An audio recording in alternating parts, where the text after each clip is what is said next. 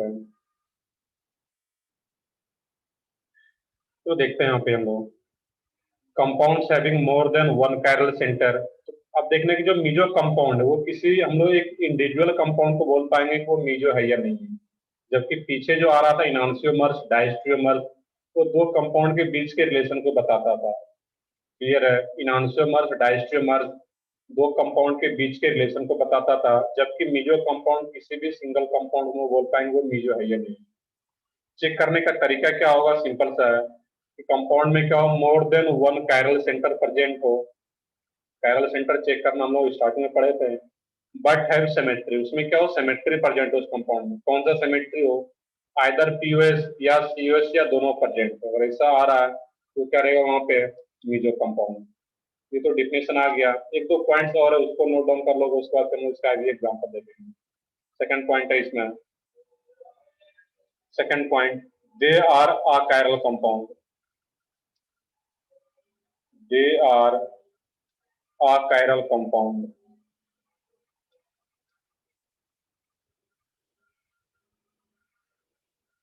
अ chiral compound या molecule, they are a chiral molecule.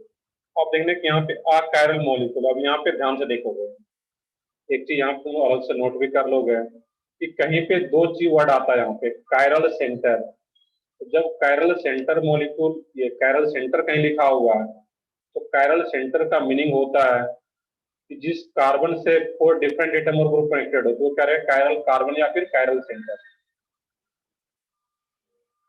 Atom having four different,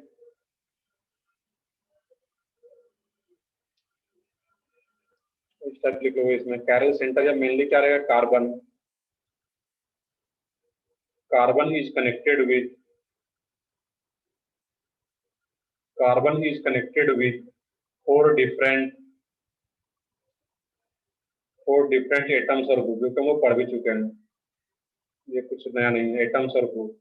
तो जब भी कायरल सेंटर की बात किया जाए या कायरल कार्बन का, तो कार्बन क्या हो, फोर डिफरेंट एटम या ग्रुप से कनेक्टेड अगर है तो हम लोग क्या बोलेंगे, कायरल सेंटर। अब एक टर्म यूज किया जाता है कायरल मॉलिक्यूल। तो जहां कहीं भी वर्ड आ रहा है कायरल मॉलिक्यूल, उसका मीनिंग क्या है वहां पे? तो कायरल मॉलिक्यूल का मतलब है कि वो मॉलिक्यूल कैसा हो, optically active. Molecule is optically active,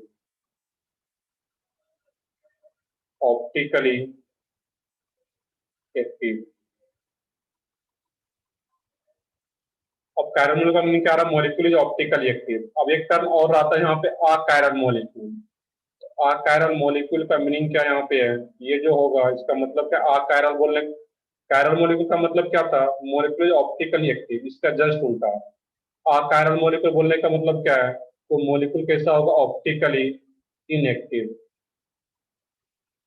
optically inactive. Clear है यहाँ पे है?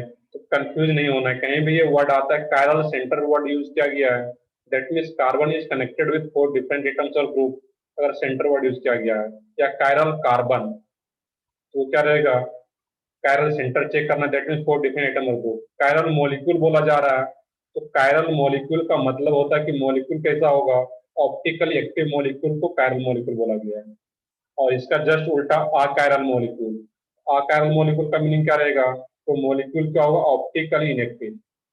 कैसे पता करें कोई मॉलिक्यूल ऑप्टिकली एक्टिव है या इनएक्टिव है, तो मैंने स्टार्टिंग में बताया था, plane of symmetry centre of symmetry दोनों एक साथ प्रेजेंट नहीं है तो मॉलिक्यूल क्या रहता है, ऑप्टिकली एक्टिव। इसका एक तरीका और भी है जो आगे हम लोग पढ़ेंगे कि मॉलिक्यूल ऑप्टिकली एक्टिव है या इनएक्टिव है, और वहीं पे सारा कुछ कंक्लूजन आ पाएगा ऑप्टिकल आइसोमर्स का। इसमें सेकंड पॉइंट क्या याद रखना है, जो मीजो कंपाउंड होता है वो कैसा कंपाउंड है और कैसा मॉलिक्यूल रहेगा, अकायरल मॉलिक्यूल। और जो अकायरल मॉलिक्यूल लिखने का मतलब क्या, वो ऑप्टिकली इनएक्टिव होगा। दैट मीन्स जो मीजो कंपाउंड होता है वो कैसा रहेगा, ऑप्टिकली इनएक्टिव। देखते हैं इसका मीनिंग और भी क्लियर होगा, कुछ पॉइंट हम लोग नोट डाउन, इसको भी तुम अलग से नोट कर लोगे यहाँ पर कि कायरल सेंटर बोलने का क्या मीनिंग है और कायरल मॉलिक्यूल बोलने का क्या मीनिंग है। तो कहीं भी पेज के ऊपर पे नोट डाउन कर लोगे, chiral molecule means molecule is optically active, बस इतना याद रखना है। और कायरल सेंटर तुम लोग पहले पढ़ चुके हैं, फोर डिफरेंट एटम और ग्रुप चेक करना है उससे। नेक्स्ट पॉइंट है इसमें, meso compound is optically inactive. Meso compound is optically inactive. Optically inactive. Meso compound is optically inactive due to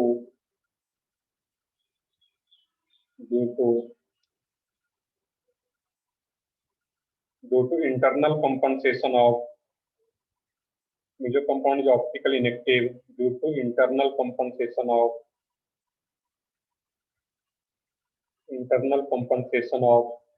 optical rotation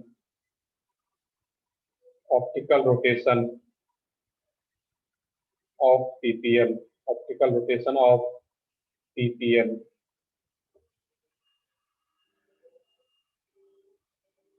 PPL क्या होता है मैंने पिछले क्लास में बताया था, प्लेन पोलराइज्ड लाइट, उसी को शॉर्ट में क्या बोलते हैं पीपीएल। और इसको हम समझ पाएंगे नेक्स्ट लेक्चर में या आज ही लेक्चर के लास्ट में कि पीपीएल क्या होता है जब हम एक एक्सपेरिमेंट ड्रॉ करेंगे। तो इसको भी याद रखना है कि मीजो कंपाउंड जो होता है वो ऑप्टिकल इनएक्टिव होता है। उसका मेन रीजन क्या है? Due to internal compensation of optical rotation of PPL. इसका मीनिंग मैं एक्सप्लेन करूंगा, इसका भी नोट डाउन कर लोगे यहाँ पे सिंपली। नेक्स्ट है इसमें meso compound is superimposable. Meso compound is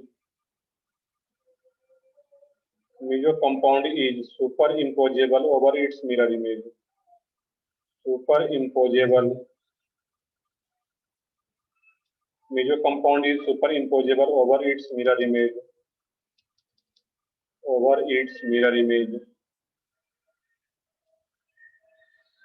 and hence both are identical.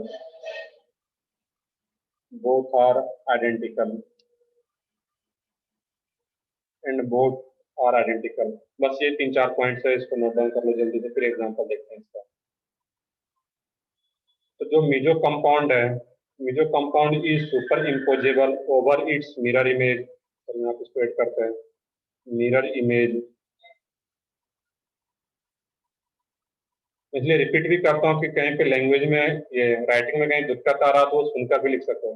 Meso compound is superimposable over its mirror image and hence both are identical. तो दोनों क्या रहेगा? आइडेंटिकल। एग्जांपल में देखेंगे हम लोग। तो सिर्फ मीजो कंपाउंड को चेक करना होगा, कोई कंपाउंड मीजो है या नहीं है, तो उसमें क्या चेक करोगे? More than one chiral centre present हो और उस कंपाउंड में plane of symmetry, centre of symmetry दोनों में से कोई एक प्रेजेंट हो या दोनों प्रेजेंट हो, तो कैसा कंपाउंड हो जाएगा? Meso compound. चलो इसको नोट करो जल्दी से, लोग एग्जांपल स्टार्ट करते हैं इसका।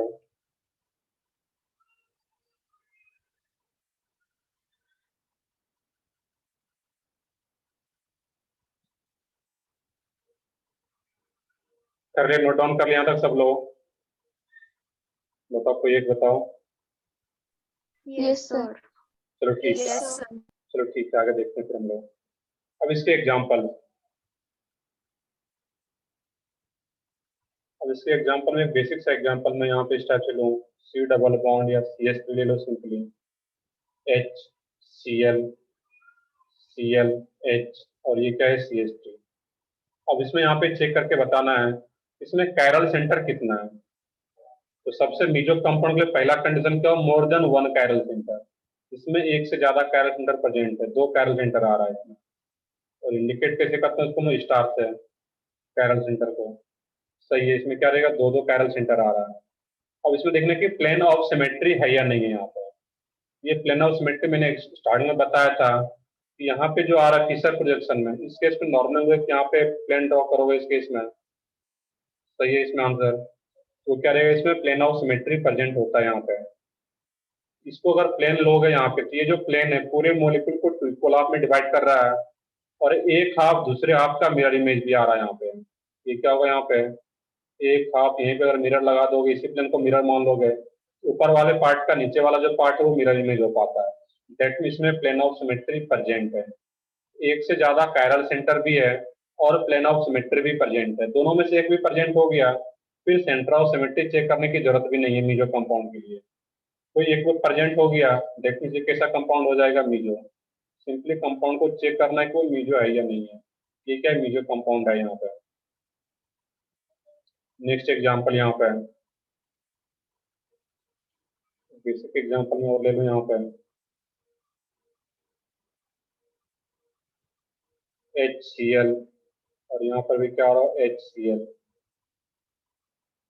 इसमें चेक करना है कि कायरल सेंटर कितना है, दैट मीन्स मीजो कंपाउंड ये है या नहीं है। अब सोच सकते हो, बाकी कुछ नया नहीं है इसमें। कैरल सेंटर चेक करना पता है, plane of symmetry, centre of symmetry check करना पता है कि कैसे चेक करेंगे। अब इसमें बताना कि ये मीजो कंपाउंड है या नहीं है। ये जो सेकंड एग्जांपल आ रहा है यहाँ पे, एक एग्जांपल और ड्रॉ कर लेता हूँ यहाँ पे। CH3,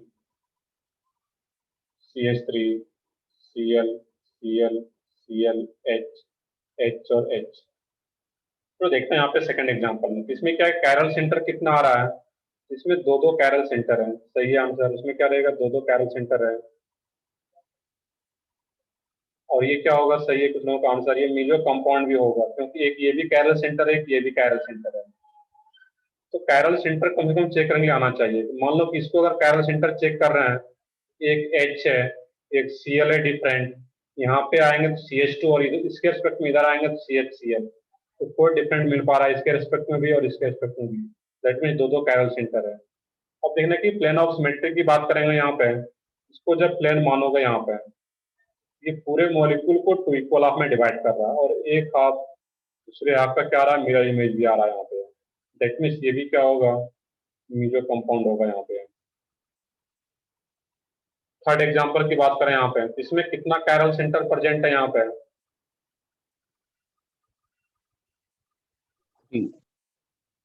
सी। अब देखोगे यहाँ पे एक पॉइंट यहाँ पे आता है, एक नया कंसेप्ट यहाँ पे हम लोग सीखेंगे।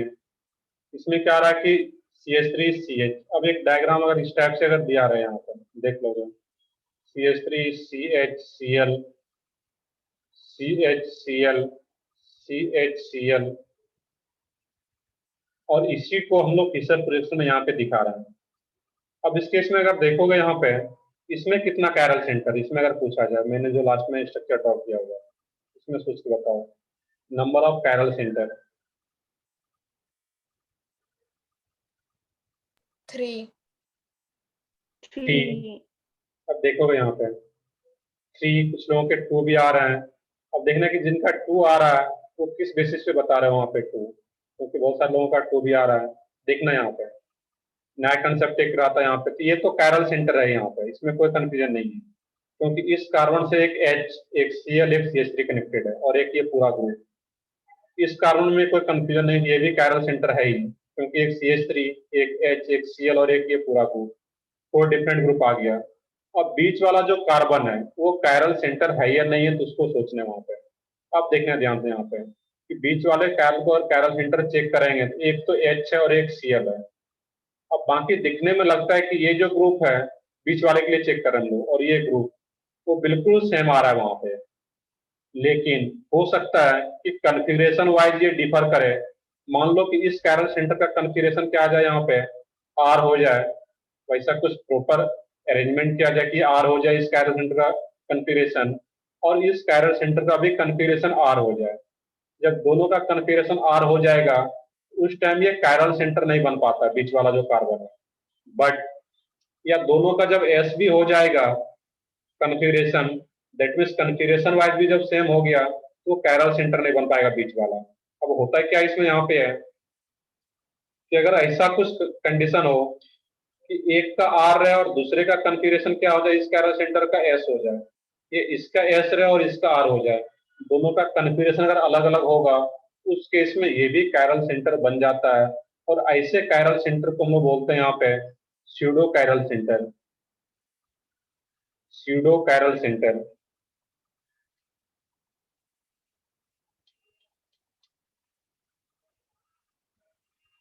स्यूडो कैरल सेंटर जो भी है स्यूडो कैरल सेंटर ही है, बट कैरल सेंटर काउंट करेंगे इसमें हम लोग सी स्टार क्या लिखेंगे इसमें, 3। तो कैरल सेंटर क्या बताएंगे, 3।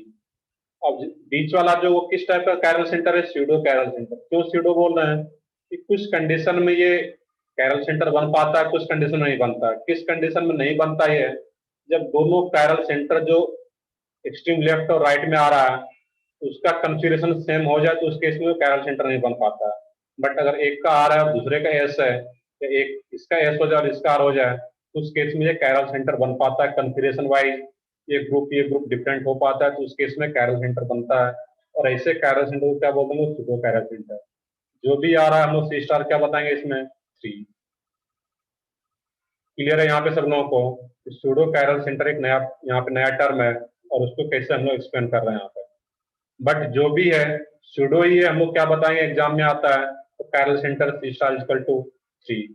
वहां पे ये नहीं सोचना है कि ये सूडो है या क्या है।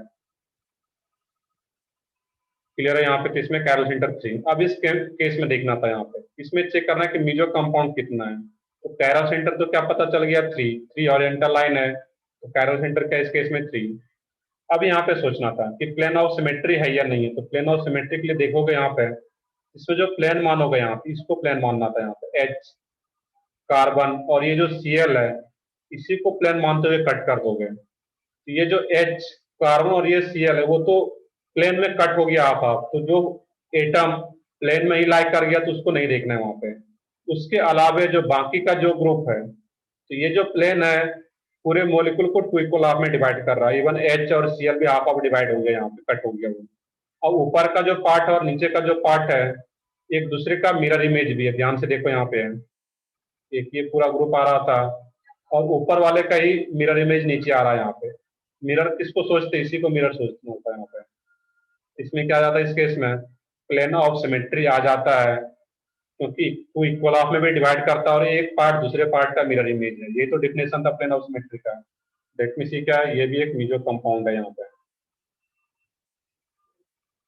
ये दोनों, इसको भी अलग से नोट कर लो एक यहाँ पे, और इसको तो नोट करना ही था यहाँ पे, थर्ड एग्जाम्पल।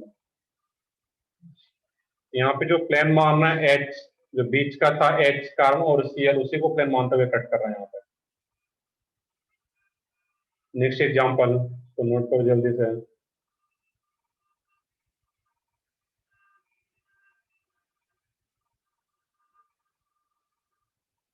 इसीलिए स्क्वायर है, प्रॉपर नोट दिखा लोगे, H C L, H C L. इसमें बताना है कि एक मेजर कंपाउंड है या नहीं है, कि एक इंपॉर्टेंट कंपाउंड इसमें सोच के बता सब लोग।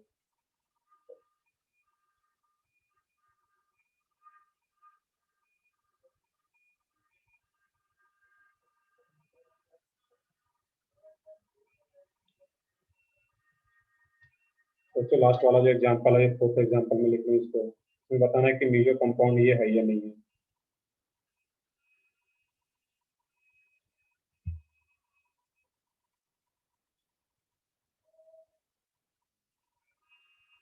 नहीं है इसमें।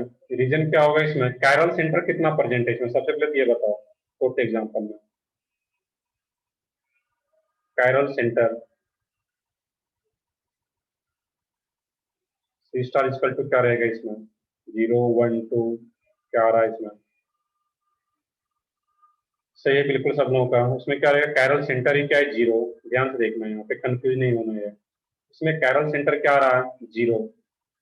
सी स्टार इक्वल टू 0 रहेगा यहाँ पे। कैसे चेक करेंगे हम लोग यहाँ पे, ये जो आ रहा है यहाँ पे एच, इस कार्बन की बात करते हैं, मैंने एग्जाम्पल ये क्लास में कराया हुआ है एच, और ये क्या आ रहा है यहाँ पे, सीएल। ये जो कार्बन आ रहा है यहाँ तो टू डिफरेंट आ गया, इधर भी सी एच टू, फिर इधर आ गए आई सी एच टू, और सेम डिस्टेंस पे यहाँ पे सी एच सी एल आ रहा है। ये कोई कैरल सेंटर नहीं बन पाता, और इसमें भी ये कोई कैरल सेंटर नहीं है। इसमें कैरल सेंटर कितना आ रहा है यहाँ पे, 0। और कैरल सेंटर ही 0 है, एक से ज्यादा कैरल सेंटर है ही नहीं इसमें। ये कैसा कंपाउंड हो जाएगा, नॉट मीजो। ये मीजो नहीं है इसमें। क्यों मीजो नहीं है, क्योंकि इसमें कैरल सेंटर ही 0 है। क्योंकि इसके लिए इस कार्बन को अगर चेक करते हैं तो एच सी एल टू ही डिफरेंट आ रहा है। इधर से जब इधर आएंगे तो सी एच टू, नीचे भी सी एच टू, और इधर भी सी एच सी एल, इधर से भी सी एच सी एल। इसमें कोई कैरल सेंटर ही नहीं। देखने से मीजो नहीं हो पाएगा, नॉट मीजो। बस इतना बताना है। कोई भी कंपाउंड अगर गिवन है उसमें ये पूछा जाएगा कि कौन सा मीजो है, कौन सा मीजो नहीं है। एक एग्जाम्पल में और लेता हूँ यहाँ पे। तो रीजन प्रॉपर लिख लोगे क्यों मीजो नहीं है, क्योंकि कैरल सेंटर ही नहीं है। अब एक एग्जाम्पल में इस टाइप से लो यहाँ पे, C double bond O H, C double bond OH, OH, OH, H और H। और एक और कंपाउंड मैं यहाँ पे ड्रॉ करता हूँ, COH, OH, H, H और OH। अब इस दो कंपाउंड में तुम्हें रिलेशन बताना है कि इस दोनों कंपाउंड के बीच में रिलेशन क्या यहाँ पे है। इनांसियोमर्स, डायस्ट्रियोमर्स या दोनों में से कोई नहीं, तो चेक करके बताना है यहाँ पे कि सबसे पहले क्या चेक करो कि ये मिरर इमेज है या नहीं है एक दूसरे का। तो चेक करो यहाँ पे एक मिरर सोच लेते हैं। तो मिरर इमेज तो आ रहा होगा यहाँ पे, क्योंकि OH, OH, OH, OH इधर भी आ रहा है, H और H, COH और COH, मिरर इमेज तो है। अब देखने कि ये सुपर इम्पोजेबल है या नहीं है यहाँ पे, देखना यहाँ पे ध्यान से देख लोगे। अब ये सुपर इम्पोजेबल है या नहीं, ये सेम क्वेश्चन मैंने पिछले क्लास में बताया था इनांसियोमर्स के टाइम में। अब देखना है कि इनांसियोमर्स है या नहीं है, पहले वो चेक करोगे यहाँ पे। तो देखना कि मिरर इमेज तो है, ये सुपर इम्पोजेबल है या नहीं है। तो डायरेक्टली इसको फर्स्ट मॉलिक्यूल मानो और इसको सेकंड। तो डायरेक्टली अगर इस सेकंड मॉलिक्यूल को फर्स्ट पे सुपर इम्पोज कराओगे, पुट करोगे, तो सुपर इम्पोज नहीं करेगा। बट सेकंड मॉलिक्यूल को क्या करो, 180 डिग्री से रोटेट करा दो यहाँ पे। और जैसे सेकंड मॉलिक्यूल को प्लेन में रोटेट कराना है 180 डिग्री में, जैसे रोटेट करो तो ये जो COH वाला पार्ट है वो ऊपर आ जाएगा यहाँ पे, और नीचे वाला जो पार्ट है यहाँ पे COH, ये नीचे आ जाए, ये COH जो ऊपर था वो नीचे आ जाएगा और ये COH ऊपर चला गया। और ये जो दोनों OH अभी लेफ्ट में है, तो आफ्टर रोटेशन वो दोनों OH कहाँ पे आ जाता, राइट में, और ये दोनों H जो लेफ्ट राइट में था वो अब लेफ्ट में। अब देखना ये भी सेकंड मॉलिक्यूल है, इसी को मैंने 180 से रोटेट करा करके ये बनाया। अब जो ये वाला मॉलिक्यूल है यहाँ पे, इसको उठा करके अगर फर्स्ट पे पुट करोगे सिंपली, तो वो सुपर इम्पोज कर जाएगा यहाँ पे, ध्यान से देख सकते हो इसमें 3D में। ये वाला जो लास्ट वाला जो डायग्राम है, इस प्रोजेक्शन में इसको सिंपली उठा करके फर्स्ट पे पुट करोगे तो COH वर्टिकल लाइन पे, हॉरिजॉन्टल लाइन पे लेफ्ट साइड H और H, राइट साइड OH। तो अगर लास्ट वाले को फर्स्ट पे सुपर इम्पोज कराओगे तो सुपर इम्पोज कर जाएगा। ये इनांसियोमर्स नहीं हो सकता यहाँ पे, क्योंकि इनांसियोमर्स का डेफिनेशन क्या था, non super imposable mirror image. तो ये इसमें वो सुपर इम्पोजेबल है। और जब सुपर इम्पोजेबल है तो मैंने अभी लास्ट पॉइंट बताया हुआ था यहाँ पे। और ये एक मीजो कंपाउंड भी अगर देखोगे इसमें प्लेन ऑफ सिमेट्री भी है यहाँ पे, जो कि ऊपर फर्स्ट एग्जांपल उससे हम टाइप कर लिया था, CH3 Cl था, यहाँ पे COH OH। यहाँ पे एक ये मीजो कंपाउंड है। तो एक लास्ट पॉइंट जो मैंने बताया हुआ था यहाँ पे, मैं पेज को पीछे लो यहाँ पे, कि meso compound is superimposable over its mirror image. तो जो भी मीजो कंपाउंड होता है वो अपने मिरर इमेज का क्या होता है, सुपर इम्पोजेबल होता है। दैट मीन्स उसका जो मिरर इमेज होगा मीजो कंपाउंड का, वो सुपर इम्पोजेबल रहेगा, and hence both are identical. और अगर कोई मॉलिक्यूल अगर सुपर इम्पोज कर जा रहा है, मिरर इमेज तो है और सुपर इम्पोज भी कर गया, इस दोनों कंपाउंड के बीच में जो रिलेशन रहता है वो क्या रहेगा, आइडेंटिकल। दैट मीन्स दोनों सेमी मॉलिक्यूल है। इसके बीच में रिलेशन क्या होगा, ना तो इनांसियोमर्स है ना डायस्ट्रियोमर्स, एक नया रिलेशन निकल के आता है वो क्या, आइडेंटिकल, जो कि मैंने एक पॉइंट यहाँ पे पीछे लिख रखा था, एंड बोथ आर आइडेंटिकल। ये एग्जाम्पल, इस एग्जाम्पल का मीनिंग क्या है, यहाँ पे दोनों के बीच में जो रिलेशन होगा वो आइडेंटिकल का। मीजो कभी कोई रिलेशन नहीं होता है, या तो रिलेशन इनांसियोमर्स का होगा या डायस्ट्रियोमर्स का होगा या फिर आइडेंटिकल का रिलेशन होगा वहां पर। इसमें क्या रिलेशन आ रहा है, आइडेंटिकल। मैं रिपीट करता हूँ फिर से, इनांसियोमर्स के लिए क्या कंडीशन था, मिरर इमेज तो हो बट वो सुपर इम्पोजेबल नहीं हो। डायस्ट्रियोमर्स में क्या था, वो तो मिरर इमेज भी नहीं रहेगा और सुपर इम्पोजेबल भी नहीं होगा डायस्ट्रियोमर्स में। जबकि आइडेंटिकल होने का कंडीशन क्या है, वो मिरर इमेज भी हो और वो सुपर इम्पोज भी कर रहा है एक दूसरे पे, दैट मींस वो क्या हो जाएगा, आइडेंटिकल। क्लियर है यहाँ तक ये है। तो कुछ और कंपाउंड में रैंडम सा लेता हूँ, उसमें तुम लोगों को रिलेशन बताना है कि रिलेशन क्या है वहाँ पे। एक एग्जाम्पल में और कराता हूँ यहाँ पे, तीनों का कंबाइंड, दैट मींस इनांसियोमर्स, डायस्ट्रियोमर्स और आइडेंटिकल का। यहाँ तक नोट डाउन कर लियोगे सब लोग, आगे देखते हैं फिर हम लोग।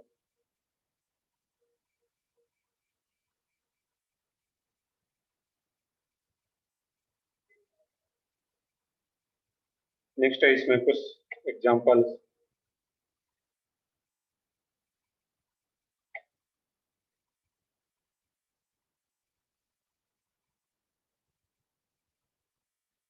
एग्जाम्पल्स की बात करें हम लोग यहाँ पे, अगर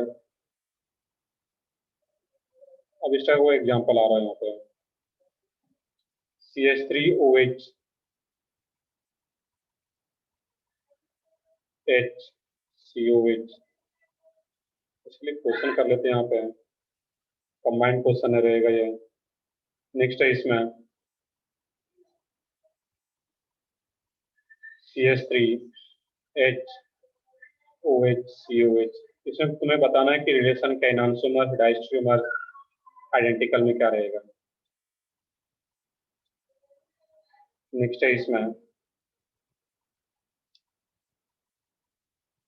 CHO CH2OH OH और H। नेक्स्ट है इसमें यहाँ पे OH CHO H CH2OH। दो कंपाउंड में रिलेशन बताना है। रिलेशन क्या क्या है, इनांशियोमर डायस्ट्रोमर और आइडेंटिकल। नेक्स्ट है इसमें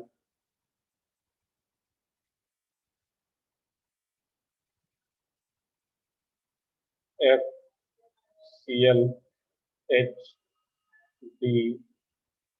HDIBr और सेकंड हो यहाँ पे ICl HBr F और यहाँ पे आ रहा फिर तुम्हारा D। इस तीन कंपाउंड में रिलेशन बताना है। तो सबसे पहले फर्स्ट की बात कर रहे हैं, फर्स्ट आइडेंटिकल फर्स्ट इनांशियोमर। देखते हैं यहाँ पे कंपाउंड, सिंपल सा कंडीशन है यहाँ पे। कंडीशन क्या है, इसमें देखना है कि मिरर इमेज ये है या नहीं। सिंपली यहाँ पे मिरर लगा करके एज्यूम कर लो। मैंने पिछले क्लास में बताया था एग्जाम में मिरर लेके नहीं चला जाना है। ये सिंपली यहाँ पे मिरर लगाओगे तो फिर पता चलता है कि दूसरे का ये CH3 ये मिरर इमेज आ पा रहा है यहाँ पे। अब देखना है कि ये सुपर इम्पोजेबल है या नहीं है। अब क्या करो, सिंपली जो सेकंड मॉलिक्यूल है इसको फर्स्ट पे सुपर इम्पोज कराओ। यहाँ पे CH3OH तो वर्टिकल लाइन पे है, बट हॉरिजॉन्टल लाइन पे इधर OH है लेकिन इधर H है। ये सुपर इम्पोज नहीं होने देगा यहाँ पर। या फिर जब इसको रोटेट भी करा दोगे 180 डिग्री से, तो जब 180 डिग्री से रोटेट कराओगे तो OH तो इधर आ जाएगा और H इधर आ जाएगा। बट अब ये जो COH नीचे था वो COH ऊपर चला जाएगा, और COH ऊपर चला गया जबकि इसमें CH3 ऊपर है, कि कभी भी सुपर इम्पोजेबल नहीं बनने देगा यहाँ पे। दैट मीन्स इसके बीच में जो रिलेशन होगा वो क्या रहेगा यहाँ पे, इनांशियोमर्स। कुछ लोगों के इनांशियोमर्स आ रहे थे बट बहुत सारे लोगों के आइडेंटिकल भी आ रहे थे। इस तरीके से सोचना है यहाँ पे। या फिर मैंने जब सिंगल कायरल सेंटर हो, जो तुम लोगों में सिंगल कायरल सेंटर के लिए सबसे ज्यादा क्वेश्चन आता है, तो कन्फिगरेशन वाइज भी सोच सकते थे कि कन्फिगरेशन वाइज क्या आ रहा है। इसका कन्फिगरेशन निकाल के बताओ क्या आ रहा है R और S में। तो कन्फिगरेशन वाइज मैंने बताया हुआ था। कन्फिगरेशन वाइज देखो तो ये क्या आ जाएगा इस केस में। प्रायोरिटी डिसाइड कर लेते जल्दी से 1 2 3 4। और जैसे प्रायोरिटी डिसाइड कर लिया यहाँ पे, तो जो लोएस्ट प्रायोरिटी ग्रुप है उसको बस नीचे ले आते, रफ में थोड़ा कर लेते rough work. H COH OH CH3 ये क्या रहेगा 1 2 3 है, तो 1 से 3 मूव करते हैं इसमें बाया सेकेंड। ये क्या आ रहा है इसमें R। सही है सब लोगों का R। और इसका अगर R है, इसका अगर कन्फिगरेशन तुम लोग निकाल के देखो वो क्या रहा होगा, फिर यहाँ पे ऐसा आएगा। तुम लोग चेक कर लो वहां पे। तो दोनों का अगर कन्फिगरेशन वाइज अगर सिंगल कायरल सेंटर है, एक का R आ रहा है दूसरे का S आ रहा है, तो रिलेशन हमेशा क्या रहेगा, इनांशियोमर। एक पॉइंट ये याद रखोगे कि सिंगल कायरल सेंटर में कभी भी रिलेशन डायस्ट्रियोमर्स का नहीं रहेगा।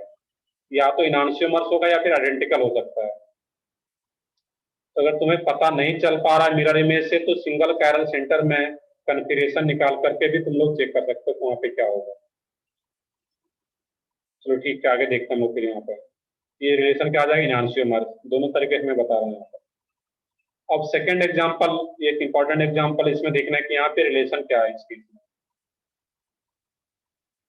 यहाँ पे सिंपली अगर मिरर इमेज चेक कर रहे होगे तो मिरर इमेज कुछ सही नहीं लग रहा हो यहाँ पे OH।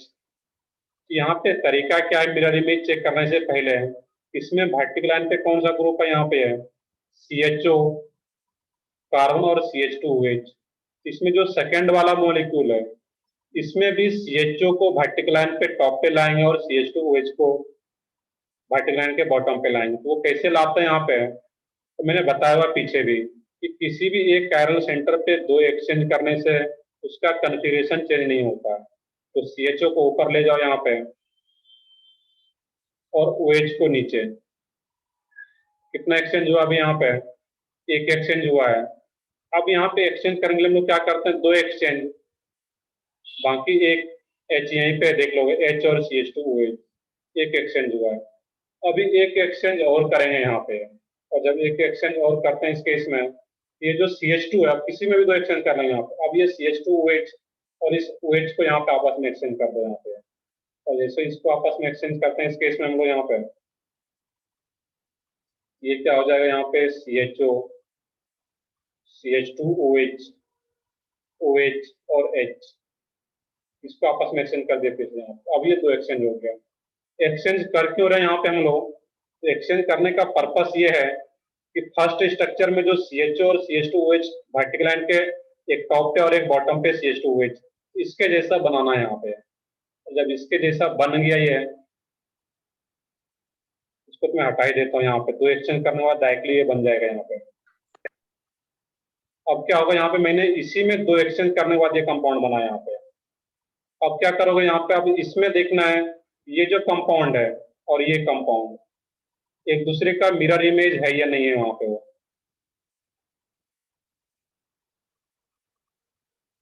चेक करो वहां पे, या कन्फिगरेशन वाइज भी चेक कर लो। ऐसे केस में क्या करो यहाँ पे, कन्फिगरेशन वाइज भी चेक कर सकते हो यहाँ पे।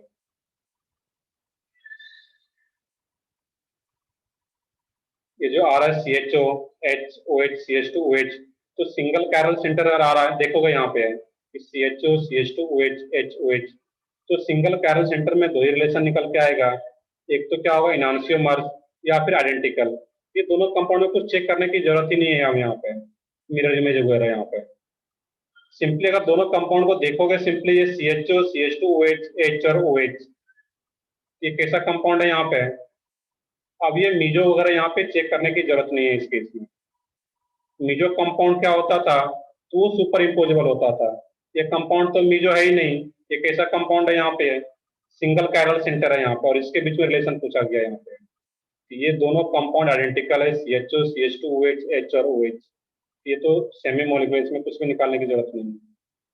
ये क्या होगा, इसके बीच में जो रिलेशन होगा वो आइडेंटिकल रहेगा यहाँ पे। या एक तरीका और मैं बताता हूँ, क्योंकि सिंगल कैरल सेंटर का एक क्वेश्चन तुम लोगों में आता है। अब क्या करो यहाँ पे, इसमें अगर दिक्कत हो रहा है तुम लोगों को कि सर कैसे चेंज करेंगे, तो सिंपल एक काम और करो, ये जो कार्बन आ रहा है यहाँ पे, इसका कन्फिगरेशन निकाल लो और इसका कन्फिगरेशन निकाल लो, कुछ भी नहीं करना है यहाँ पे।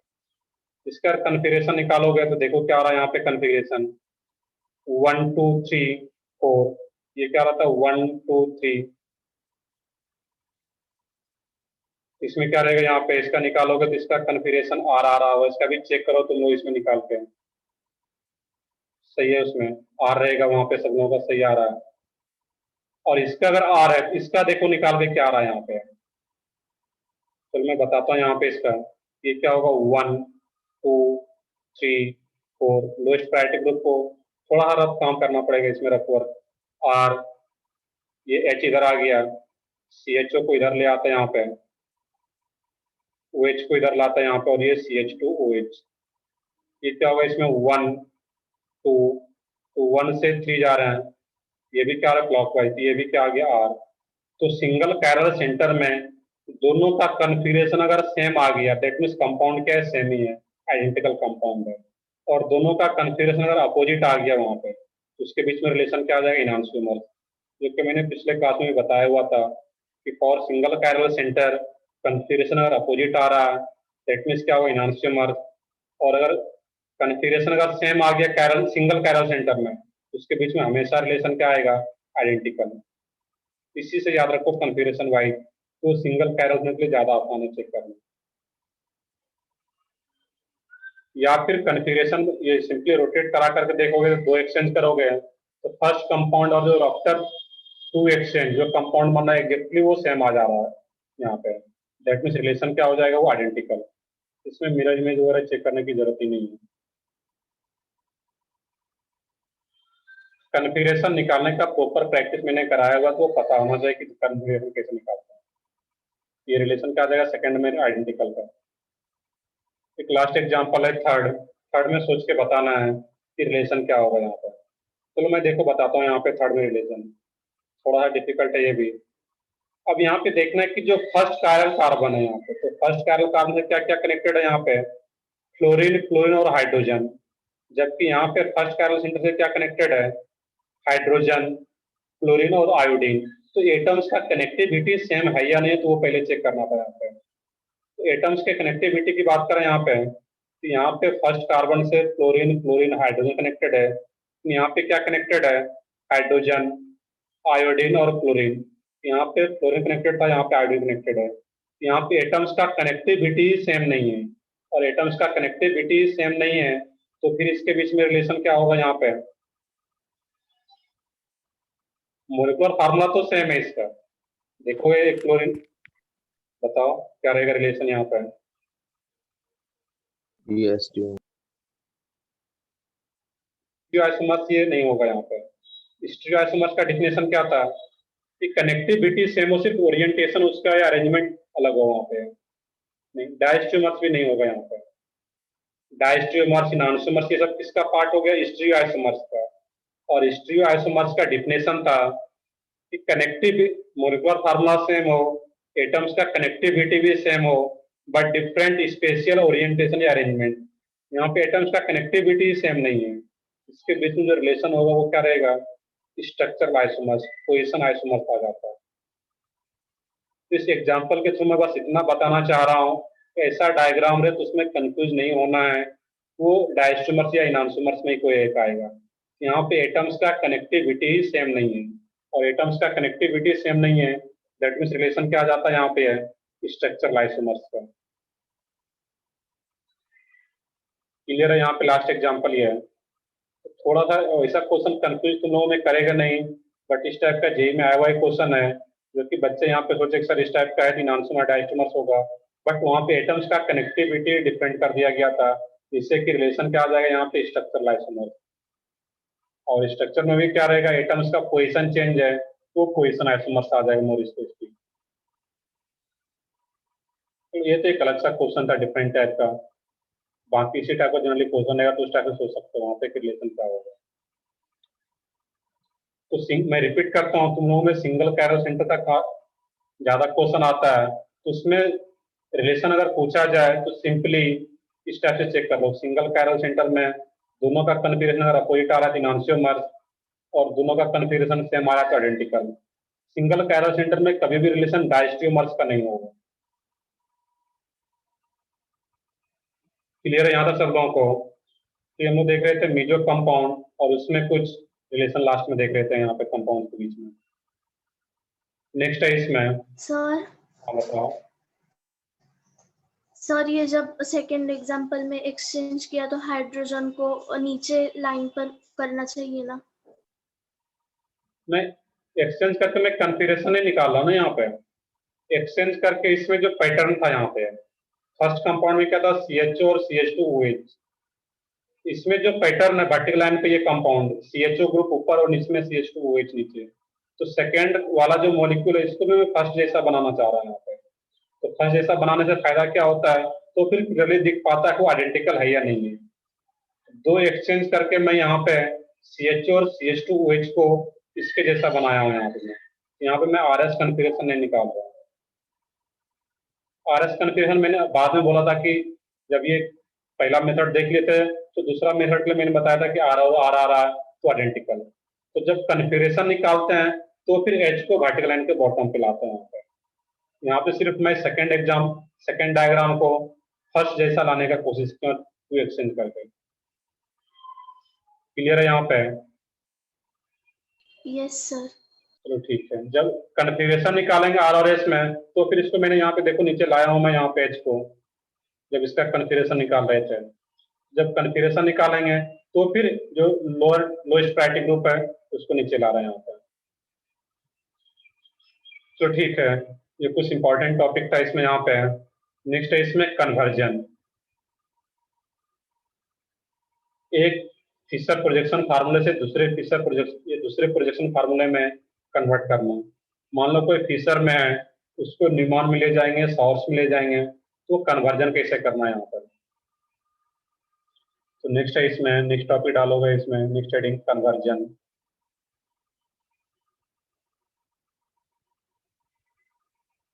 और कन्वर्जन जो एक्सरसाइजों में कुछ क्वेश्चन है, कुछ लोग पूछ भी रहे थे, एक्सरसाइज का एक दो क्वेश्चन था, वो कन्वर्जन बेस्ड था, उसको देखोगे ध्यान से। तो बहुत ही आसान सा एक सेक्वेंस में रहता है, तो ध्यान से देखोगे इसको कन्वर्जन को। अभी मान लो कि ये OH, COH, COH, OH, OH, H और H, ये किस प्रोजेक्शन में अभी है? न्यूमॉन में, फिशर में, वेज डाइस में, सॉर्स में, किस प्रोजेक्शन में ये अभी है? फिशर। फिशर सही है, बिल्कुल। ये क्या है, फिशर प्रोजेक्शन फार्मूला में ड्रॉ किया गया है। अब इसको कन्वर्ट करके, पहला जब लोग कन्वर्जन देखेंगे तो क्या देख रहे हैं, यहाँ पे फिशर से सॉर्स में ले जाएंगे और सॉर्स से न्यूमॉन में, और इसका रिवर्स प्रोसेस जब होगा तो वो भी सेम तरीके से, दैट मीन्स कोई न्यूमॉन में है तो उसको भी सॉर्स में ला करके फिर फिशर में ले आ पाएंगे। फिर हम लोग फिशर से कन्वर्ट करें न्यूमॉन में। अब इसका यहाँ पे सोचने का जो 3D का मेथड था वो ध्यान से देखोगे इसमें। अब यहाँ पे सोचना है, इसमें जो वर्टिकल लाइन है वो क्या इंडिकेट करता है? अब ये फ्रॉम द ऑब्जर्वर, और जो हॉरिजॉन्टल लाइन है वो टुवर्ड्स द ऑब्जर्वर।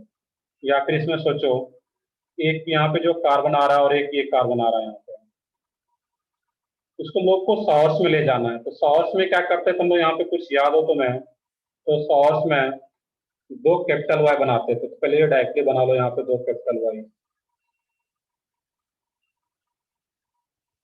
ये दो कैपिटल वाई मैंने बना लिया। अब क्या करेंगे इस केस में, अब किसी एक कार्बन को यहाँ पे फ्रंट मान लो, इसको फ्रंट कार्बन मान लो, इसको बैक कार्बन।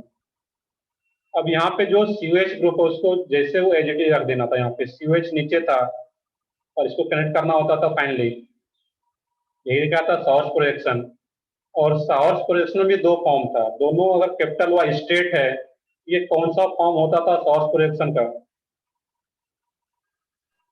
कुछ याद हो बताओ इसमें। सही है, बिल्कुल, इक्लिप्स फॉर्म था सॉर्स प्रोजेक्शन का, इक्लिप्स फॉर्म। अब इसमें कुछ नहीं करना है, इसमें जैसे प्लेस्ड किया हुआ है फर्स्ट में, COH कहाँ पे नीचे, तो COH को नीचे प्लेस किए। H और OH जैसे वही एज इट इज प्लेस कर दोगे, H इसमें लेफ्ट साइड और OH राइट साइड, तो OH को यहाँ पे रख दोगे। अब यहाँ पे जो H और OH है बैक कार्बन का, इसको भी हम लोग क्या बोले यहाँ पे, फ्रंट कार्बन, और ये बैक कार्बन। अब इसमें भी जो H और OH है, H और OH को एज इट इज यहाँ पे रख दो, H और OH। अब जो एक पोजीशन वैकेंट रह गया, वो कौन सा पोजीशन है, नीचे वाला यहाँ पे। अब जो ये COH टॉप का था यहाँ पे है, ये COH अब यहाँ पे आ जाता है इस केस में। बस यही काम करना है। फिर से रिपीट कर रहा हूँ, फ्रंट कार्बन का जो COH था वो तो बॉटम पे था, इसको भी बॉटम पे रख के इस Y के H और H जो हॉरिजॉन्टल लाइन पे था, H और OH को प्लेस कर दिए। इसमें भी जो हॉरिजॉन्टल लाइन पे था ऊपर बैक कार्बन से H और OH, उसको एच पुट कर दिए H और OH। तो एक ही पोजीशन वैकेंट बचा यहाँ पे। ये जो COH ग्रुप था, इसको यहाँ पे COH ग्रुप को पुट कर दिया। ये ध्यान रखना कि ये जो COH है जो टॉप पे है, उसको यहाँ पे नीचे रखना था COH। ये क्या आ गया यहाँ पे है, इक्लिप्स फॉर्म। अब क्या करो, इसमें स्टेगर्ड फॉर्म बनाने के लिए क्या करते थे, ये जो अभी स्टेट Y था, इसको एक Y को उल्टा कर देना था, दैट मीन्स 180 से रोटेट कर देना था इसको। और आफ्टर 180 रोटेशन ये कुछ इस टाइप का दिखेगा यहाँ पे। H ये एज इट इज रहेगा यहाँ पे, COH ये इक्लिप्स फॉर्म में कन्वर्ट हो गया। अब इसी को मैं यहाँ पे सॉर्स प्रोजेक्शन का स्टेगर्ड फॉर्म में ले जा रहा हूँ। यहाँ पे एक Y को मैं क्या क्या उल्टा कर दिया यहाँ पे है। और अब ये जो COH था, आफ्टर 180 रोटेशन ये COH कहाँ पे चला जाएगा, जस्ट ऊपर, ये COH। और ये क्या था, अब ये OH इधर दिखेगा तुम्हें 180 रोटेशन के बाद नीचे OH। और ये H इधर था, ये H इधर आ जाता 180 पे, H यहाँ पे आ जाता। ये क्या बन गया, सॉर्स प्रोजेक्शन का स्टेगर्ड था। ये क्या था इसमें, फ्रंट कार्बन, और एक ये क्या रहा था इसमें, बैक कार्बन। अब यहाँ पे देखना था, अगर न्यूमॉन में ले जाते हैं तो न्यूमॉन में क्या करते हैं हम लोग, कुछ याद हो तो न्यूमॉन में हम लोग बना देते एक सर्कल, और एक पॉइंट। पॉइंट क्या रिप्रेजेंट करता था? फ्रंट कार्बन को, और सर्कल क्या रिप्रेजेंट करता था? बैक कार्बन को। ये हम लोगों ने न्यूमैन प्रोजेक्शन के केस में पढ़ा हुआ है। अब यहाँ पर भी सेम काम। यहाँ पे फ्रंट कार्बन से क्या क्या कनेक्टेड है? COH जैसे है वैसे दिखा देना था। यहाँ पे COH को नीचे दिखाया गया फ्रंट कार्बन पे, जो कि पॉइंट से रिप्रेजेंट किया जाता है। COH, OH इधर था, फ्रंट कार्बन से कनेक्टेड, OH COH। अब क्या करते हैं, यहाँ पे COH था बैक कार्बन से, तो बैक कार्बन से कनेक्टेड COH को दिखा देते हैं। COH, ये H इधर था, H को इधर दिखा देते हैं यहाँ पे, और OH इधर है तो OH को इधर दिखा देते हैं यहाँ पे। ये क्या आ गया इसमें न्यूमैन रिएक्शन में। अब ये भी न्यूमैन का कौन सा फॉर्म है? इक्लिप्स या स्टैगर्ड? कुछ याद हो? स्टैगर्ड। सही है सब लोगों का। ये क्या है? Staggered form. कन्वर्जन में तो दूसरा एग्जांपल मैं रिपीट करता हूँ, सेम टाइप का ही है, तो ये क्लियर होना चाहिए कि कैसे कन्वर्ट कर रहे हैं यहाँ पे। मैं इसी टाइप एक एग्जांपल और लेता हूँ यहाँ पे, वो फीसर में ही गिवन हो वहाँ पे CH3 HCl, Cl और H, और ये CH3 हो। तो फर्स्ट वाले को नोट भी करो, दूसरे को सिमिलर तरीके से ट्राई करो कि कैसे कन्वर्ट कर रहे हैं। हम लोग डायरेक्टली स्टैगर्ड में क्यों लेते हैं यहाँ पे? स्टैगर्ड का स्टेबिलिटी इक्लिप्स से ज्यादा होता है, इसलिए हम लोग स्टैगर्ड फॉर्म में कन्वर्ट कर रहे हैं। क्यों ज्यादा होता है तो आगे हम लोग पढ़ेंगे। यहाँ पे फीसर से सॉस में ले गए, सॉस के दोनों फॉर्म में लाए, और फिर न्यूमैन में ले आए यहाँ पे। इसको भी सेम काम करो, यहाँ पे ट्राई करो इसमें खुद से। करना क्या है इसमें? सॉस में पहले ले जाओगे तो 2 कैपिटल Y बना लो यहाँ पे, और दोनों कैपिटल Y को एक इंक्लाइन लाइन से कंबाइन कर दो यहाँ पे। अब इसमें जो ग्रुप है यहाँ पे तुम्हारा, एक को फ्रंट मान लो, एक को बैक मान लो यहाँ पे। Front carbon that mean CH3 नीचे था, तो CH3 को नीचे रख लो। Cl था इसमें लेफ्ट साइड, जो जैसे ग्रुप हो उसको वैसे प्लेस कर देना है। इस हॉरिजॉन्टल लाइन पे H इधर था, Cl इधर था, CH3 ऊपर था, तो एक ही पोजिशन बचा हो तो CH3 को नीचे लाना था यहाँ पे। ये कन्वर्ट हो गया सॉर्स में। सॉर्स से इक्लिप्स फॉर्म में, इसको क्या करो इसमें 180 से रोटेट करा दो यहाँ पे, और जैसे 180 से रोटेट कराओगे ये कौन सा फॉर्म आ जाएगा? अब यहाँ पे है ये Cl तो H ही रहेगा, ClH CH3।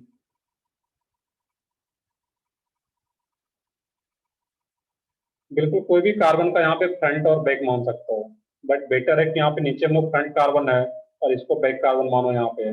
बाकी किसी को भी मान सकते हो यहाँ पे, बट फाइनली जब न्यूमैन में दिखाते हैं तो जो पॉइंट है वो क्या रहता है? फ्रंट कार्बन होता है यहाँ पे। स्टेप याद रखना। तो सिंपली यहाँ से एक प्रोसेस है, इसको फ्रंट कार्बन मानो, इसको बैक कार्बन मानो, और यहाँ से फिर हम लोग प्रोसीड कर पाते हैं। थोड़ा टफ पार्ट होता है ये, ध्यान से देखोगे इसमें, क्योंकि मैंने पहले ही बताया था कि एक्सरसाइज 2 में कुछ क्वेश्चन इस टाइप का दिया गया है। इसको करने के लिए तुम्हें इसकी एक कन्वर्जन आना चाहिए। ClH CH3, अब इसको जब 180 से रोटेट कराओगे यहाँ पे, ये CH3 ऊपर चला जाएगा, ये Cl और ये H यहाँ पे। अब क्या करोगे इस केस में? यहाँ पे एक फ्रंट था और एक बैक कार्बन आ रहा था यहाँ पे, अब इसको डायरेक्टली यहाँ पर ले जाओ इस केस में। ये क्या हो जाएगा? CH3, जो जैसे वैसे बस रख देना उसको, ClH। इस फ्रंट कार्बन को यहाँ पे रख दिए जो भी ग्रुप था, बैक कार्बन से जो भी ग्रुप कनेक्टेड है यहाँ पे, CH3 को टॉप पे लाया, CH3 टॉप पे आई, CH3 को टॉप पे दिखा दिए, Cl इधर था तो Cl को इधर दिखा दिए, और H को इधर दिखा दिए। ये क्या हो गया? न्यूमैन में कन्वर्ट हो गया। क्लियर है यहाँ पे है? और इसका उल्टा प्रोसेस भी अगर कहीं आता है न्यूमैन से टीसर में कन्वर्ट करने के लिए, इसका जस्ट उल्टा प्रोसेस करोगे यहाँ पे।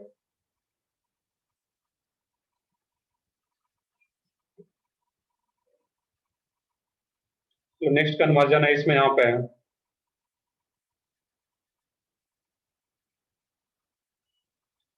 नेक्स्ट कन्वर्जन रहेगा इसमें wedge dash to Fischer. Wedge dash में अगर है कोई तो फीसर में कैसे कन्वर्ट करेंगे, वो पार्ट आसान सा होता है, ध्यान से देख लोगे उसमें।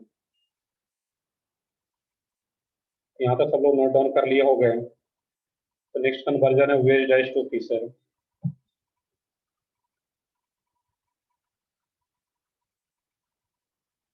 Veg dash to Fisher.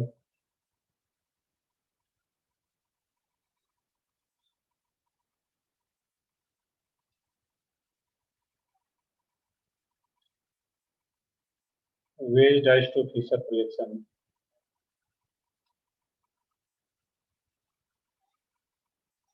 अब यहाँ पे देखो कोई भी अगर कंपाउंड आ रहा है इस टाइप से, यहाँ पे CH3 इस टाइप से, कार्बन हो CH3, COH, H और OH, इस टाइप से सोचना है यहाँ पे। अब इसमें देखना यहाँ पे है कि जो नॉर्मल लाइन होता है इसका क्या मीनिंग होता है, वो प्लेन में दिखा रहा है। वेज का मतलब क्या होता है यहाँ पे है आउटसाइड द प्लेन या एबव द प्लेन, और डैश का मतलब क्या होता है बिलो द प्लेन। अब यहाँ पे जब इसको कन्वर्ट करेंगे यहाँ पे देखना है ध्यान से, ये जो CH3 और जो COH वाला पार्ट है ये एक दूसरे से दूर दिखना चाहिए, यहाँ दैट मीन्स वो प्लेन में आ रहा है यहाँ पे। तो अगर इसको इस साइड पहले यहाँ पे देख लोगे, यहाँ पे वर्टिकल और एक हॉरिजॉन्टल लाइन रहेगा, एक ही कैरल सेंटर है, एक वर्टिकल लाइन और एक हॉरिजॉन्टल लाइन, क्लियर है यहाँ पे। अब इसी को प्लेस करना है। तो वर्टिकल लाइन का मीनिंग क्या होता है यहाँ पे है अवे फ्रॉम द ऑब्जर्वर, और हॉरिजॉन्टल लाइन का मीनिंग होता है टुवर्ड्स द ऑब्जर्वर, जो कि मैं स्टार्टिंग क्लास में बताया था, ऑप्टिकल क्लास में जब स्टार्ट किया था। अब इसमें जो वर्टिकल लाइन है यहाँ पे, इस पे कार्बन चेन को हम लोग प्लेस करते हैं यहाँ पे, और कार्बन चेन क्या यहाँ पे है CH3 और ये COH, ये यहाँ पे क्या है CH3 और COH, जो जैसे यहाँ पे CH3 COH है इसको वर्टिकल लाइन पे रख दिए। अब क्या करना है यहाँ पे H और OH को प्लेस करना है। तो जो H CH3 और COH आ रहा था इसका एक्चुअल में मीनिंग क्या आ रहा था यहाँ पे है, ये अबे फ्रॉम द ऑब्जर्वर है। ये CH3 COH अबे फ्रॉम द ऑब्जर्वर कब दिखेगा तुम्हें, किस साइड से ऑब्जर्व करो, तो यहाँ से अगर ऑब्जर्व करते हो इस केस में, यहाँ से अगर ऑब्जर्व करते हो इस केस में यहाँ पे है, ये क्या होगा इस केस में CH3 COH। अब इधर से जब ऑब्जर्व कर रहे हो तुम ध्यान से देखोगे, थोड़ा सा ये समझना रहेगा। अब जब इधर से ऑब्जर्व कर रहे हो तुम लोग, ये OH तुम्हें कहाँ पे दिखेगा, OH क्या है एबव द प्लेन है, और एबव द प्लेन है और ये इधर से ऑब्जर्व कर रहे हो, ये फिशर प्रोजेक्शन में लेफ्ट साइड दिखेगा या राइट साइड दिखेगा वो तुम्हें देखना है। तो बताओ आपको ये किसमें है, इधर से अगर ऑब्जर्व कर रहे हो तुम यहाँ पे इस कार्बन को देख रहे हो कैरल सेंटर को, और OH इसमें एबव द प्लेन है, और एबव द प्लेन है तो किस साइड तुम्हें दिखेगा, लेफ्ट या राइट में। दैट मीन्स तुम सोचो कि हम इधर सामने से यहाँ पे हैं, चलो किसको बता रहे हो वहां पे सही, बिल्कुल मैक्सिमम लोगों का इसमें आ रहा है। देखोगे यहाँ पे मैं फिर से रिपीट करता हूँ, कंफ्यूज नहीं होना यहाँ पे। ये CH3 COH H और OH है, यहाँ से जब देखोगे तो ये OH तुम्हें एबव द प्लेन रहेगा, और एबव द प्लेन रहेगा तो तुम्हारे हाथ के अगर यहाँ पे इस साइड से खड़े हो और ये एबव द प्लेन कोई चीज है, तुम्हें कहाँ पे दिखेगा, वो लेफ्ट साइड रहेगा वहां पे, ना कि राइट साइड। वो कहाँ पे रहेगा, लेफ्ट साइड। ये OH, तो अगर ये OH तुम्हें लेफ्ट साइड दिख रहा है, ये OH को इधर दिखा देना था और ये H को इधर दिखा देना। तो एक और एग्जांपल लेता हूँ यहाँ पे, उसमें कैसे सोचना है यहाँ पे। मान लो कि इस टाइप से कोई एग्जांपल आ रहा तुम्हें CH3 CH2 CH3, और यहाँ पे कोई ग्रुप आ रहा तुम्हें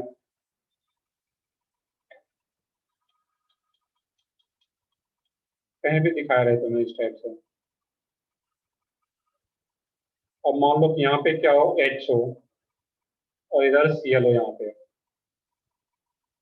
देखना हमेशा कहाँ पे है कि जो कार्बन चेन है उसको वर्टिकल लाइन पे रख लेना सबसे पहले, कुछ सोचे समझे। यहाँ पे CH3 CH2 CH3 ये आ गया, जो नॉर्मल लाइन पे वेज डाइस में था उसको यहाँ पे वर्टिकल लाइन पे रखना था। अब H और Cl, अब H और Cl जो आ रहा है इस केस में, इसको कैसे प्लेस करेंगे, तो मुझे इस साइड से ऑब्जर्व करना है यहाँ पे, और जब इस साइड से ऑब्जर्व करोगे इस केस में यहाँ पे है, तो अब इसमें देखने की H कहाँ पे तुम्हें दिखेगा इसमें, या Cl, किसी को भी एक को देखो यहाँ पे, ये Cl कहाँ पे दिखेगा, इस साइड से अगर ऑब्जर्व करते हो ये,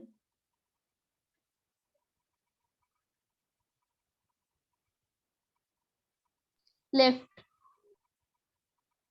तो देखते हैं यहाँ पे हम लोग Cl जो रहेगा इस केस में, अब यहाँ पे Cl आ रहा है, तो Cl अभी भी कहाँ पे, वो इसमें ये नहीं देखना कि इस साइड है, तो वो है 3D में सोचना है, वो Cl एक्चुअल में है कहाँ पे, ये जो Cl आ रहा है तुम्हारा इसमें यहाँ पे, वो कहाँ पे एक्चुअल में परपेंडिकुलरली है, वहाँ पे परपेंडिकुलर है वहाँ पे, और जब परपेंडिकुलर अपवर्ड है और इधर से ऑब्जर्व कर रहे हो, वो अपवर्ड दिखेगा, तो कोई भी अगर अपवर्ड है तो तुम्हें लेफ्ट ही दिखेगा वहाँ पे, ये Cl और ये H इधर आ जाता है यहाँ पे। तो जो भी अगर इस साइड से ऑब्जर्व कर रहे हो सही है मैक्सिमम लोगों के, ये क्या रहेगा इसमें लेफ्ट। ये पहला तरीका, इसमें अगर कुछ कंफ्यूजन है तो मैं दूसरा तरीका भी बताता हूँ यहाँ पे है, बट ये ज्यादा आसान रहता है यहाँ पे अगर क्लियरली समझ में आ जाता है। इसमें क्या करोगे अब इस केस में, यहाँ पे है ये जो कार्बन आ रहा है इस केस में, इस कार्बन का कन्फिगरेशन निकाल लो तुम यहाँ पे, इस कार्बन का कन्फिगरेशन निकालो जल्दी से। यहाँ पे क्या होगा, ये 1 2 3 4, लोएस्ट प्रायोरिटी ग्रुप ऑलरेडी कहाँ पे है, डाइस पे है, इसमें कुछ करना रहेगा, सिंपली 1 से 3 मूव कर जाओगे इसमें, ये क्या रहा है क्लॉकवाइज। और अब इसमें भी CH3 CH तो पहले हम लोग प्लेस कर ही चुके हैं, अब H और OH को ऐसे प्लेस करना है जिससे कि इसका भी कार्बन के कन्फिगरेशन क्या आ जाए, यहाँ पे आ ही रहे यहाँ पे। एग्जाम में जब कन्वर्जन तुम्हें पूछा जाएगा, ये और वेज डाइस में और 4 ऑप्शन दिया रहेगा कि कौन सा आ रहा है कन्वर्जन उसका करेक्ट, तो वहाँ पे क्या करो उसका भी कन्फिगरेशन निकाल लोगे। अब यहाँ पे H और OH को मैंने रखा है, अब इसका कन्फिगरेशन निकाल के देखो R आ रहा है या नहीं आ रहा है यहाँ पे, इसका कन्फिगरेशन निकालते हैं तो 1 2 3, ये क्या होगा यहाँ पे आर आ रहा होगा, इसका निकाल के चेक कर लेते हैं, सही है उसमें, तो वो क्या रहेगा उसमें आर आ पा रहा है यहाँ पे, और आर आ रहा है डेट में से कन्वर्जन करेक्ट है यहाँ पे। इसमें भी निकाल करके सोचो यहाँ पे क्या होगा इस केस में, 1 2 3, ये क्या होगा यहाँ पे 1 2 3 आ रहा है यहाँ पे, ऑलरेडी ये डाइस पोजिशन पे यहाँ पे है, तो 1 2 3 मूव करो, ये क्या रहेगा आर, इसका भी कन्फिगरेशन देखो आर आ रहा है या नहीं आ रहा है यहाँ पे, 1 2 3, ये भी क्या होगा यहाँ पे आर आ रहा होगा इस केस में, देख लो तुम लोग यहाँ पे।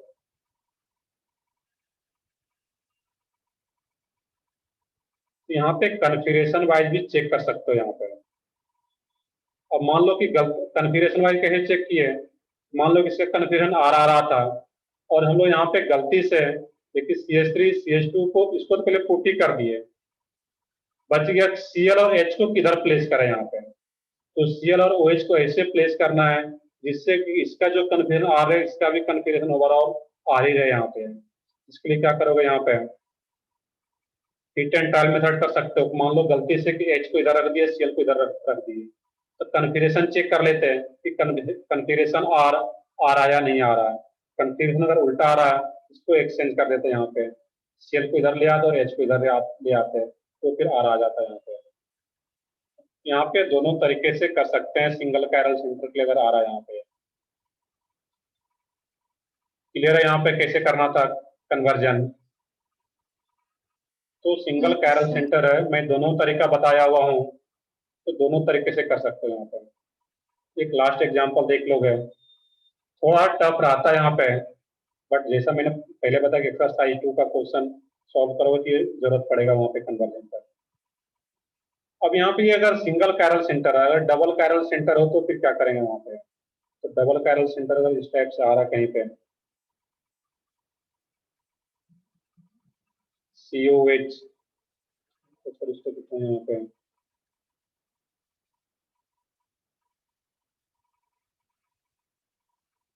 COH COH H OH OH, यहाँ पे क्या रहा H। अब इसको कन्वर्ट करना वेज डाइस में, इसको कन्वर्ट करना है तुम्हें थीसर में, तो सबसे पहला काम क्या करो, बहुत आसान है, इसमें जो नॉर्मल लाइन पे जो ग्रुप है उसको कहाँ पे रख लोगे, जो भी कार्बन चेन है वो जनरली नॉर्मल लाइन पे रहता है, तो उसको वर्टिकल लाइन पे रख लेना था। इसमें जो नॉर्मल लाइन पे ग्रुप है, तो COH और CH को वर्टिकल लाइन पे रख लिया। अब क्वेश्चन आता है कि जो H और OH है उसको कैसे प्लेस करें यहाँ पे। इसमें अगर ध्यान से देखोगे, अगर इस साइड से देखोगे, यहाँ पे हमेशा किस साइड से देखना, ये कैसे पता चलेगा। इसमें जो CH को रखे हैं वर्टिकल लाइन पे, वो कहाँ पे होगा, away from the observer. 3D में सोचोगे अगर यहाँ पे, अवे फ्रॉम द ऑब्जर्वर का क्या मीनिंग होगा, इधर से ही ऑब्जर्व करना पड़ेगा, जिससे कि ये जो नॉर्मल लाइन का ग्रुप है वो दूर जाता हुआ दिखे तुम्हें। इसमें भी क्या कर रहे थे हम लोग, यहाँ पे इधर से ही ऑब्जर्व कर रहे थे, जिससे कि नॉर्मल लाइन पे जो ग्रुप है वो दूर जाता हुआ दिखे। अब यहाँ पे देखना है कि जब इधर से ऑब्जर्व करोगे, ये OH तुम्हें कहाँ पे दिखेगा, इधर से देख लो, और ये OH एबव द प्लेन है, और ये OH भी कहाँ पे है, एबव द प्लेन है ये, और ये OH एबव द प्लेन है, और तुम प्लेन में खड़े हो, और ये एबव द प्लेन है, इस साइड से देख रहे हो, तो कहाँ पे दिखेगा तुम्हें, लेफ्ट। सही है। बाकी लोग भी सोचो,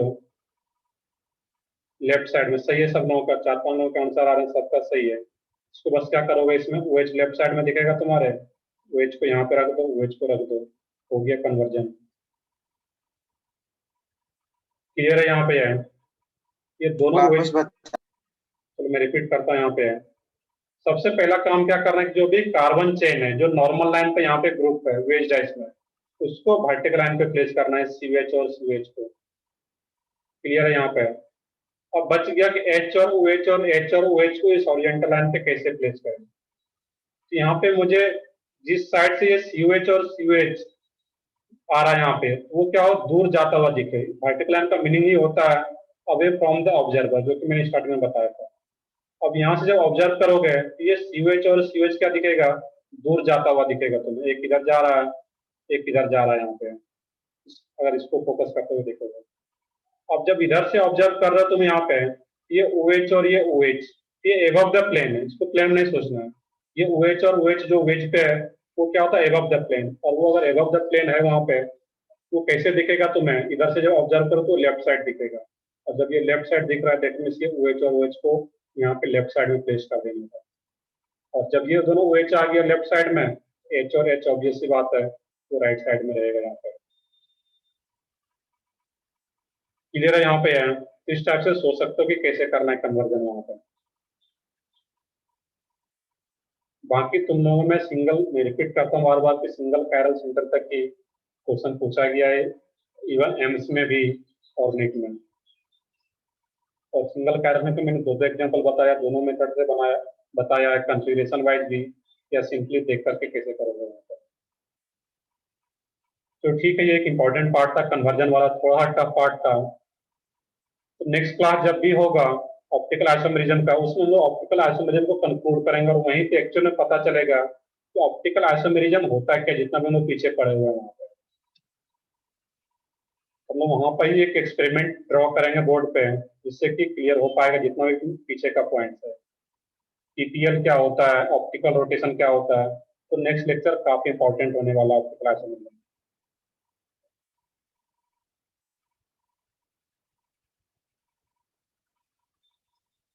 बिल्कुल, इसमें ये बोल सकते हो जो भी अपवर्ड है तो क्या रहेगा उसमें, वहां पे लेफ्ट साइड में रहेगा, इस साइड से अगर देख रहे हैं यहाँ पर, बिल्कुल कर सकते हो वैसा। यहाँ पे जो भी अपवर्ड है वो कैसे दिखेगा, लेफ्ट साइड,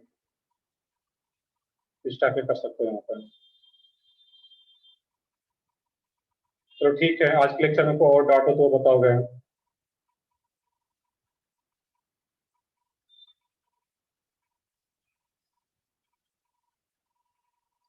तो ठीक है, तुम लोग होमवर्क कर सकते हो इसमें, मेरे पास अभी PDF नहीं सामने है, तुम लोग होमवर्क कर सकते हो इसमें, जहाँ तक ये एक इनांसोमर डायस्टोमर मीजो वाला सेक्शन होगा वो भी कर पाओगे। तो एक लेक्चर और लगेगा इसमें, हम लोग ऑप्टिकल आइसोमेरिज्म को कंक्लूड कर पाएंगे।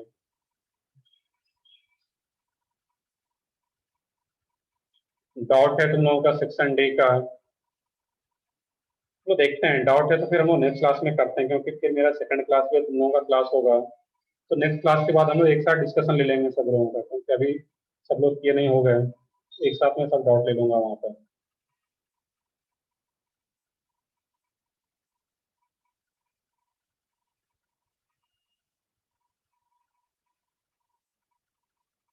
तो ठीक है, बाकी इसमें प्रैक्टिस करोगे जो पहले एक्सरसाइज 2 का भी जो कुछ क्वेश्चन है, जहां तक लगता है कि हो सकता है, एक्सरसाइज का भी क्वेश्चन शुरू कर सकते हो ज्योमेट्रिकल और ऑप्टिकल का। चलो अभी मैं सेशन एंड करता हूँ, और जो मैंने आज क्लास में कहा इसका थोड़ा प्रैक्टिस करोगे कन्वर्जन का स्पेशली।